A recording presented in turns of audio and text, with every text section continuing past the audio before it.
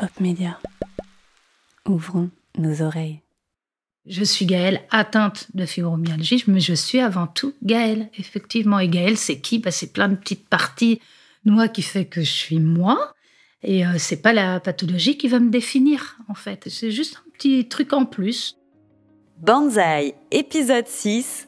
Gaëlle, quand l'expérience de la maladie devient une force.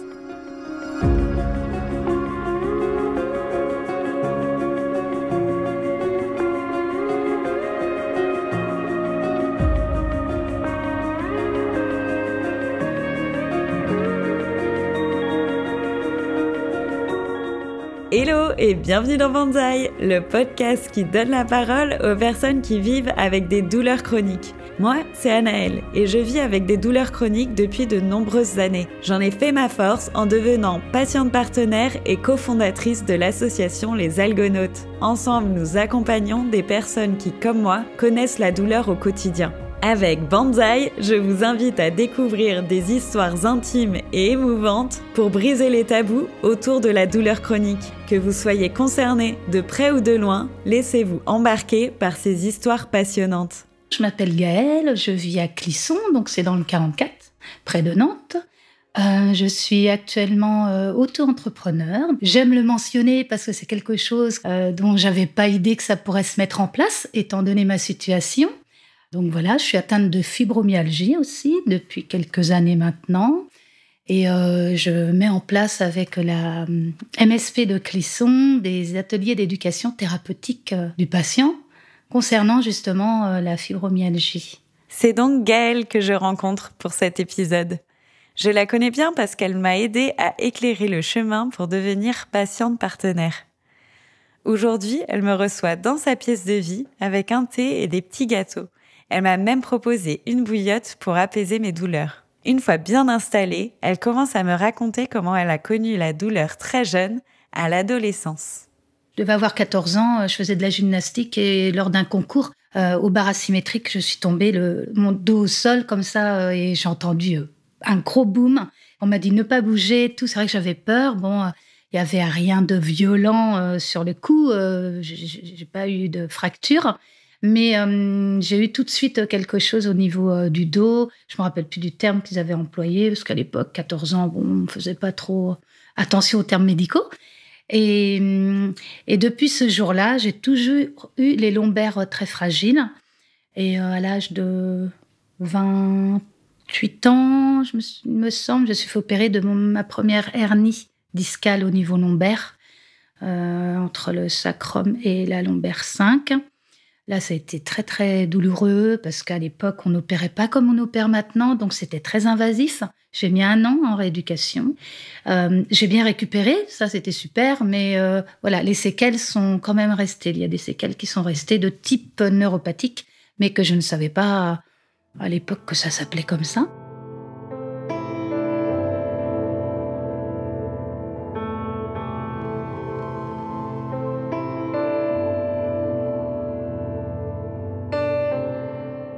Quand on m'a diagnostiqué à peu près, où j'étais en train de me faire diagnostiquer pour la fibromyalgie, je sais que j'étais en arrêt de travail et j'étais donc chez moi tranquille et il m'a pris une violente douleur dans mon dos et j'ai tout de suite reconnu que c'était une hernie discale à l'étage au-dessus. Je me suis dit, ça c'est clair, elle est là, L4, L5.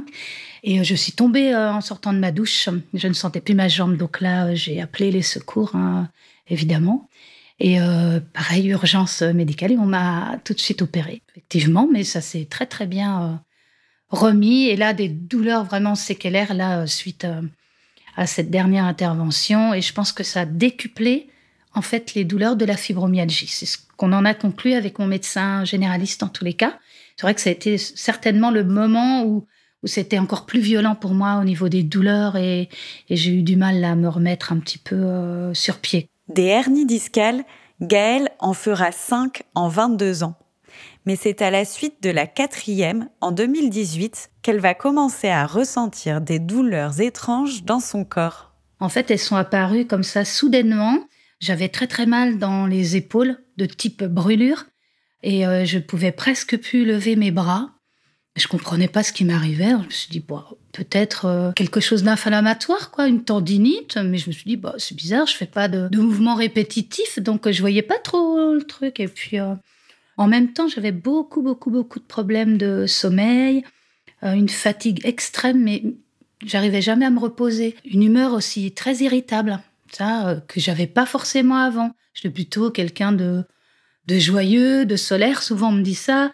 Et travaillant dans une école, là, dernièrement, je me disais, mais mince, quoi, j'ai plus la patience avec les enfants, c'est pas moi, ça, il y a un truc.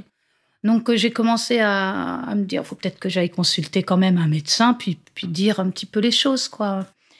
Et en fait, quand elle m'a posé plein de questions, notamment sur mes douleurs, et puis c'est vrai que là, j'ai parlé des douleurs des épaules, mais elles variaient, en fait, elles allaient un petit peu partout, très régulièrement, et rien ne les arrêtait. Et là, tout de suite, elle m'a orientée, en fait, vers la clinique de la douleur, pour aller voir un algologue. Et c'est là que tout a commencé. On m'a diagnostiqué la fibromyalgie avec, bien évidemment, plein d'examens, que ce soit des IRM, que ce soit aussi des prises de sang à rallonge, de nombreuses consultations autres avec des spécialistes aussi, des radios, scanners, enfin j'en passe, des choses, voilà.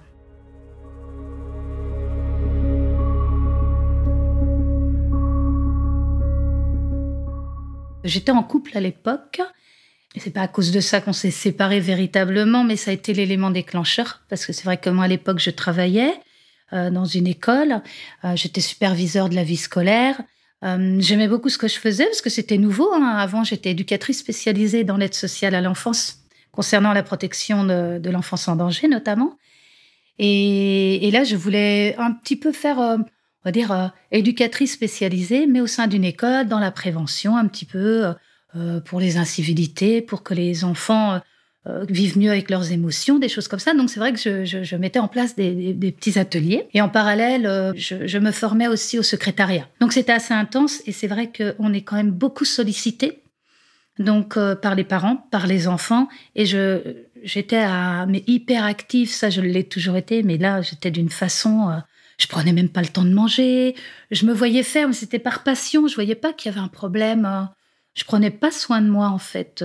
Et en parallèle, ma vie de couple était plutôt en train on va dire, de se terminer, quoi. Je voyais bien qu'il y avait quelque chose de l'ordre de l'insupportable en ce qui nous concernait tous les deux, parce que j'étais tellement douloureuse que je n'arrivais plus à faire ce qu'on venait d'acheter une maison, tout ça. Donc, au début, je faisais de la tapisserie, et puis je voyais bien que j'avais super mal, et je pouvais pas continuer. Et ça, ils supportaient pas trop, parce qu'on n'avait pas le diagnostic, et...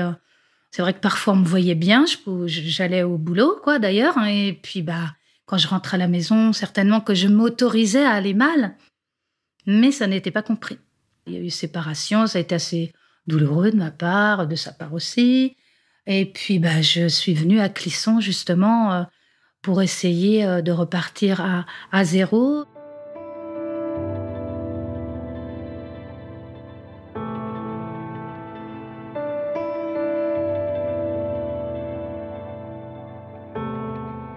À ce moment-là, je travaillais toujours avec des alternances d'arrêt maladie. Mais pour moi, puisqu'on avait diagnostiqué la fibromyalgie, voilà, je savais qu'il n'y avait pas de traitement, mais je me suis dit, mes douleurs vont s'estomper. Et c'est vrai que moi, je voyais droit devant moi. Je me suis dit, c'est une maladie, certes, mais je vais la dépasser. En fait, moi, je me suis dit qu'avec la volonté, j'allais y arriver. Mais hélas, avec la fibromyalgie, ce n'est pas une question de volonté. Ce que j'ai compris plus tard. Donc, j'ai mis des choses en place, mais il m'a fallu bien 2 ans pour accepter la totalité de tous les symptômes, parce que j'ai parlé de douleur, mais c'est pas que ça. Et il y a une fatigue qu'on appelle de l'asthénie. C'est vraiment quand cette fatigue, elle n'est pas corrélée à un effort. Donc, même si je me repose, je suis fatiguée. Et parfois, j'ai un regain d'énergie, effectivement. J'ai aussi parfois mes douleurs qui s'estompent, voire qui diminuent, mais presque qu'en ressentir... vraiment un minimum au niveau de l'échelle, comme on parle souvent de l'échelle de la douleur. Il faut jongler, en fait, avec tous ces symptômes. Il y en a beaucoup. J'ai des symptômes aussi digestifs. Au niveau des migraines aussi, des migraines assez typiques. En fait, moi, elles viennent que d'un côté. Donc voilà, ça vient par intermittence. Voilà.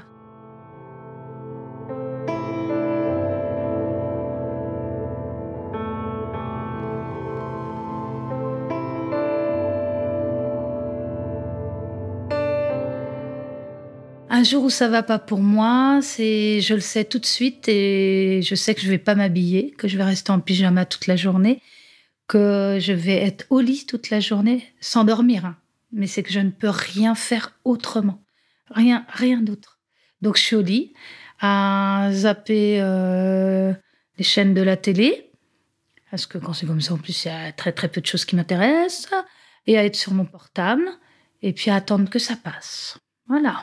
Alors là, et dernièrement, j'ai vécu des choses comme ça assez longuement. Et c'était pas une journée, c'était des journées consécutives. Et ça, c'est lourd. Mais bon, je sais que ça va passer. Alors je dis, faut juste être patiente. Et je pense que le mot patiente, eh bien, il a bien sa place quand on a une pathologie chronique, hein, parce qu'il faut de la patience pour être patiente. Et Gaëlle en a de la patience face à tous ces symptômes. Mais ils sont tellement nombreux et tellement variés que je lui demande quelle est sa propre définition de la fibromyalgie. Je dirais que la fibromyalgie, donc c'est vraiment un dérèglement du système nerveux central. C'est comme si notre système d'alarme, au niveau de la douleur, il était en permanence allumé. Voilà, il n'y a rien qui dit « Allez, là, stop !» on va calmer et puis ta douleur va s'estomper. Eh bien non, lui, il est tout le temps en hyper activité. Et c'est vrai que moi, je le ressens comme ça. C'est comme si mon système nerveux avait subi un burn-out. Je sais qu'on parle plus de burn-out en termes du travail, mais moi, j'ai l'impression que c'est ça. Ça a disjoncté là-haut. Et du coup, comme le système nerveux, il est capable de commander plein de choses, même que ce soit l'appareil locomoteur, enfin, les troubles digestifs, ça vient de là aussi, évidemment. Donc, je me dis, voilà, là, ça a disjoncté là-haut. Et maintenant, pour que les ramifications se fassent pour envoyer les bons messages au bon moment, il faut en fait une rééducation. Et c'est pas facile de rééduquer le cerveau, quelque part. Mais il y a des pistes. Au regard de tous les patients que voient les algologues, on retrouve souvent des personnes qui sont hyper émotives. On est tout en hyper émotive, hyper sociable, Voilà, tout est en hyper. C'est comme si qu'on était trop. Il y a du trop. Et ce trop-là, il faut tendre à l'abaisser, à l'amener à la normale. Mais voilà, je pense que ça prend du temps.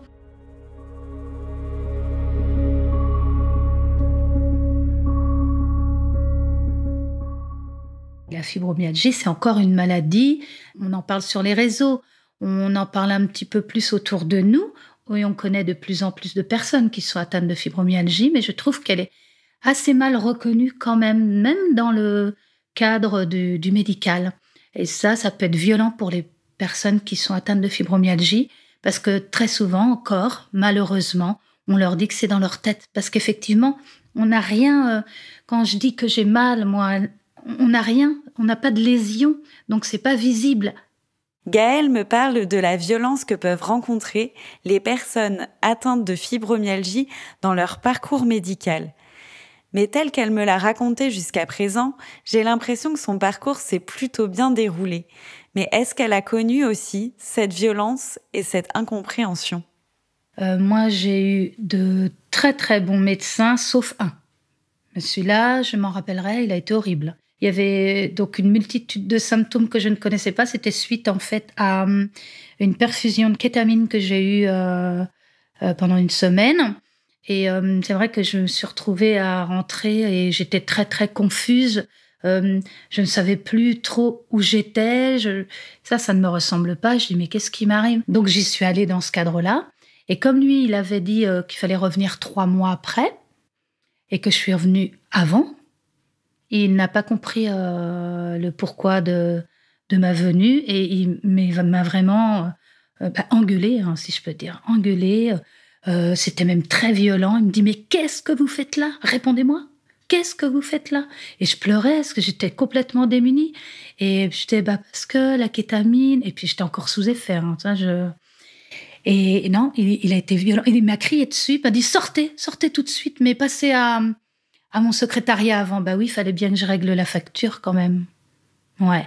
Et j'ai pleuré et la secrétaire, elle m'a regardée, elle était là, désolée, je sais, il peut être désastreux. Enfin, voilà.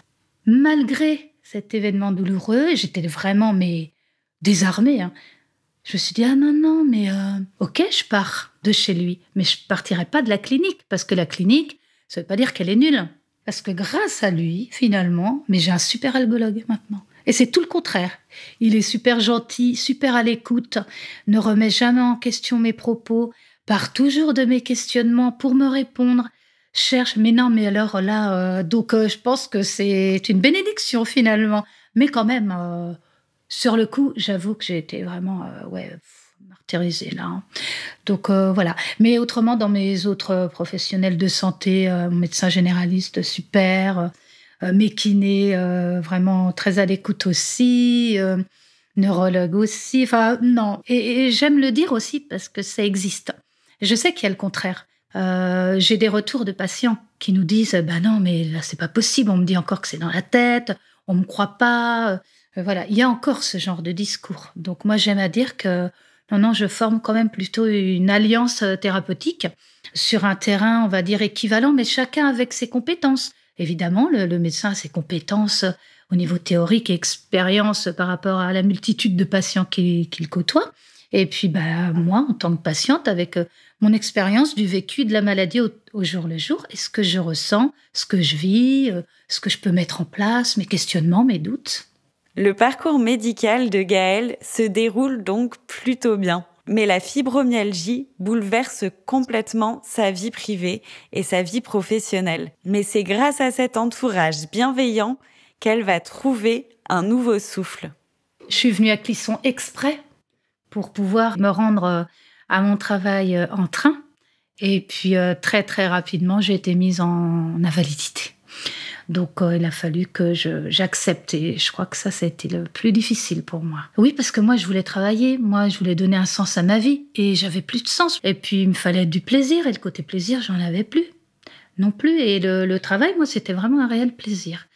Donc, quand j'allais consulter régulièrement mon médecin généraliste, je lui ai transmis tout ça. Je me dis, mais non, mais moi, ça va pas travailler, j'accepte pas. Et elle me dit, vous savez, il y a des associations. Ah oui. Et puis je suis partie, puis j'ai regardé association, et donc j'ai trouvé une association, l'AFVD, donc l'association francophone pour vaincre les douleurs. Donc j'ai été bénévole pendant un long moment à l'AFVD. J'ai même fait partie du conseil d'administration. J'ai appris énormément. Je me suis investie, et grâce à eux aussi, ils m'ont formée à l'éducation thérapeutique du patient. Donc, j'ai fait les 40 heures parce que moi, je me suis dit que c'était quelque chose qui m'intéressait énormément. Et je vais demander au pôle santé de Clisson s'ils veulent bien de moi pour être patiente experte. Alors, moi, je me fais plutôt nommer patiente partenaire. C'est quand on devient un petit peu expert de sa pathologie, qu'on a assez de recul pour pouvoir en faire bénéficier les autres patients.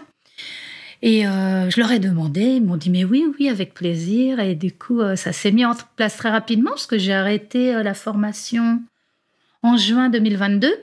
Et en septembre 2022, j'intégrais mon premier atelier.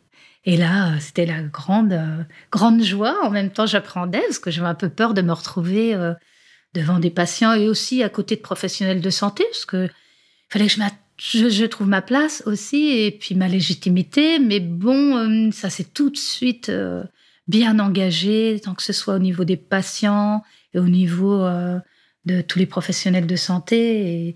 Et ça, j'ai été vraiment très bien accueillie. Le rôle de patient partenaire est souvent associé à l'éducation thérapeutique du patient, une méthode d'apprentissage proposée aux patients souffrant d'une maladie chronique. Cette méthode aide à mieux comprendre la maladie et encourage les patients à s'autonomiser dans la prise en charge de leur santé. Dispensée sous forme d'ateliers collectifs, elle est souvent animée par une équipe de professionnels de santé pluridisciplinaires et aussi par des patients partenaires. Avec ce nouveau rôle et avec le soutien du pôle santé de Clisson, Gaëlle redonne du sens à sa vie. Et ils m'ont permis aussi quelque chose, un grand changement dans ma vie, c'est qu'ils m'ont dit « mais on souhaite te payer, Gaëlle ». Je dis « ah oui, mais non, moi je veux pas ».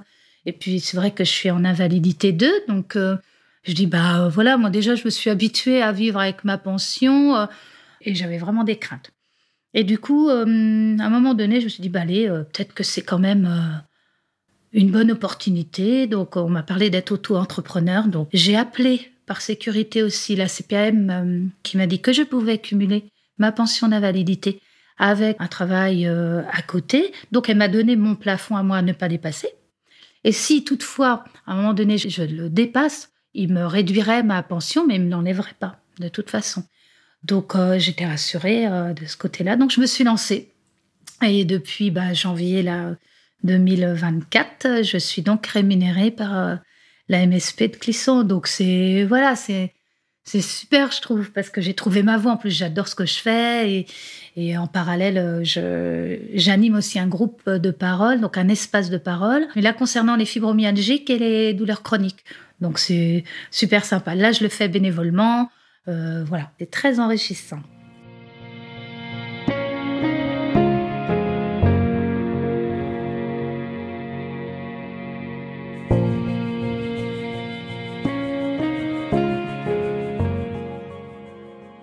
Ça m'apporte une reconnaissance, au-delà de la reconnaissance financière, hein.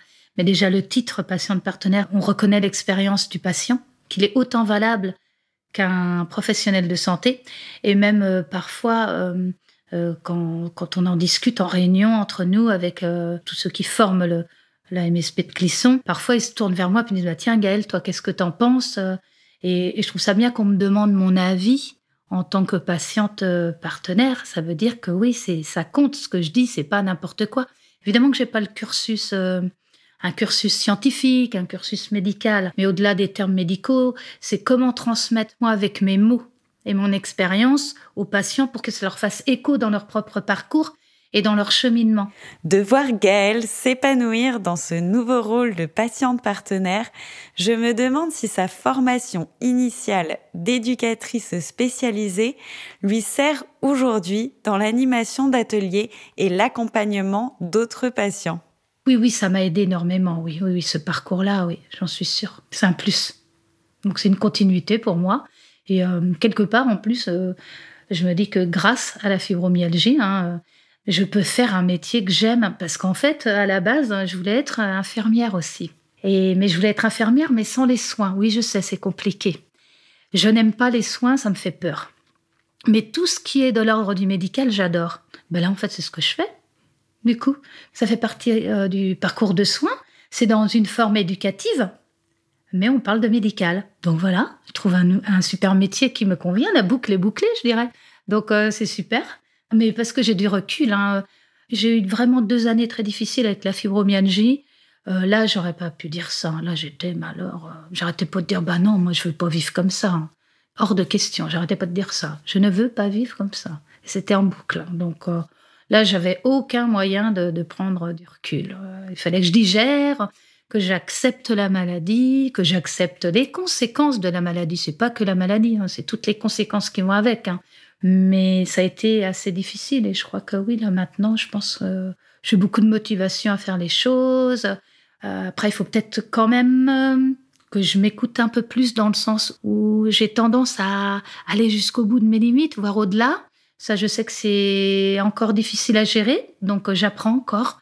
Malgré le titre de patient partenaire, on apprend tous les jours, évidemment.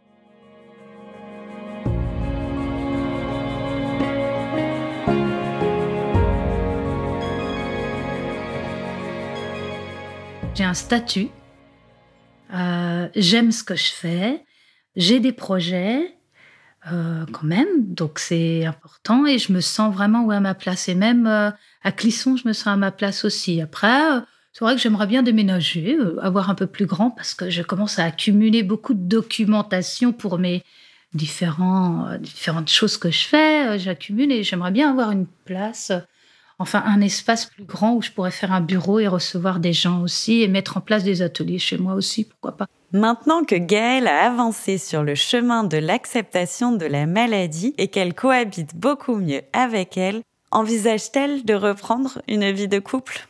C'est difficile de me projeter avec quelqu'un étant donné que je sais comment c'était avec mon conjoint d'avant et il faut pallier à mes états.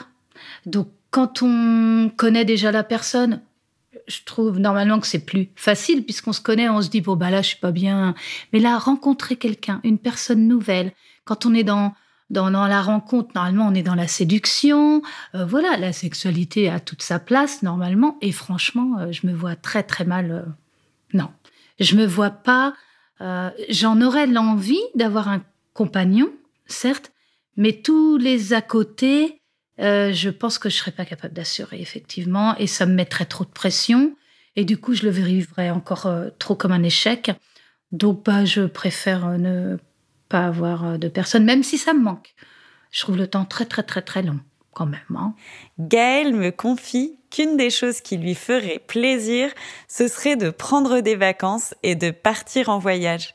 Quelque chose qu'elle ne s'est autorisée qu'une seule fois en 6 ans. Comme j'étais en invalidité, je me disais, non, j'osais pas. C'est complètement... c'est plutôt le regard des gens, effectivement, et des gens malveillants. Je me dis, mince, qu'est-ce qu'ils vont penser? Et après tout, je me dis, mince, quoi. Non, mais ça va pas, quoi. Du coup, il faut que je prenne soin de moi. Et si je me fais pas plaisir non plus, ça veut dire que je fais que de travailler. Ça va pas, là. Travailler ou faire ou être en soins, c'est fatigant aussi, de tout ça. Donc non, comme les autres, j'ai le droit aussi à me faire plaisir, à partir en vacances, quoi. Mais oui. Moi, intimement, j'en suis convaincue, parce que je sais que je suis légitime, j'ai le droit, mais le regard des gens m'en empêchait quand même.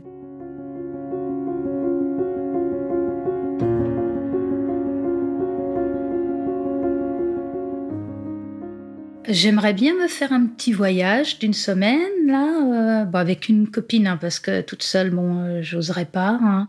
En Europe, hein, ce serait pour une semaine. Et puis, au gré quand même de mes difficultés, mais déjà, me faire cette petite semaine pour voir comment je me sens. Est-ce que c'est réalisable? Parce qu'autrement, mon plus gros projet de voyage, ce serait d'aller à Bali. Mais on va y aller petit à petit. Comme on dit, les choses petit pas par petit pas. Alors Gaëlle, en plus des vacances, qu'est-ce qu'on te souhaite pour la suite? L'éducation thérapeutique du patient, ça j'adore. Animer des groupes, des espaces de parole avec des thématiques particulières en ayant des supports un peu de type créatif, j'adore aussi. Et ce que j'aimerais beaucoup aussi, c'est dans l'enseignement. Pourquoi pas former avec des professionnels de santé sur l'éducation thérapeutique du patient, justement. Mais moi j'ai plein d'idées dans ma tête, alors forcément, il faut que je les revoie aussi plutôt à la baisse, et puis en m'octroyant du plaisir aussi. Alors pas que des soins et du travail. Il faut que j'alterne, il faut que j'inclue dans ma semaine, de toute façon, à un moment où même j'ai rien, une journée vide. Et comme ça, je fais ce que bon me semble cette journée-là, voilà.